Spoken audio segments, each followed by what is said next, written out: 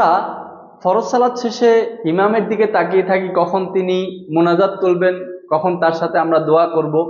অথচ রাসূল করিম সাল্লাল্লাহু আলাইহি ওয়াসাল্লাম ফরজ সালাত শেষে কত যে দোয়া করতেন, কত যে আমল করতেন, জিকির করতেন।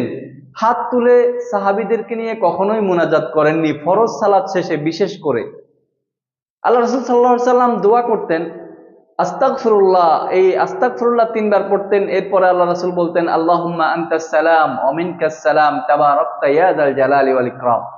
এরপরে আল্লাহ রাসূল বলতেন লা ইলাহা ইল্লাল্লাহু ওয়াহদাহু লা শারীকা লাহ, লাহুল মুলকু ওয়া লাহুল হামদ ওয়া হুয়া আলা কুল্লি শাইইন কাদির, লা হাওলা ওয়া লা কুওয়াতা ইল্লা বিল্লাহ, লা ইলাহা ইল্লাল্লাহু ওয়া লা না'বুদু ইল্লা ইয়্যাহু, লাহুন নি'মাতু ওয়া লাহুল ফাদলু ওয়া লাহুস সানাউল হাসান, লা ইলাহা ইল্লাল্লাহু মুখলিসিনা লাহুদ-দ্বীন ওয়ালাউ কারিহাল কাফিরুন, আল্লাহুম্মা লা মানি'a